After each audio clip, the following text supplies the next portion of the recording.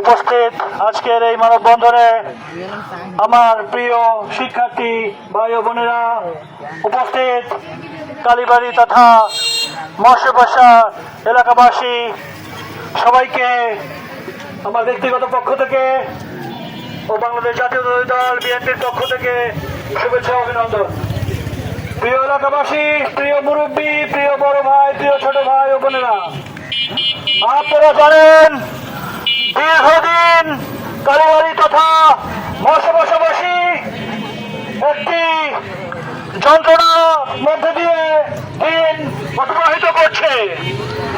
আমরা বারংবার city corporation সহ যথাযথ কর্তৃপক্ষের কাছে আবেদন করেছিলাম আমাদের এই ডাস্টবিন ময়লার ভাগার অপসারণের জন্য।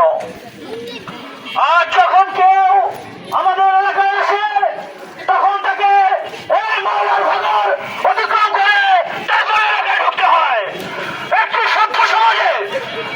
সভ্য সমাজ ব্যবস্থায়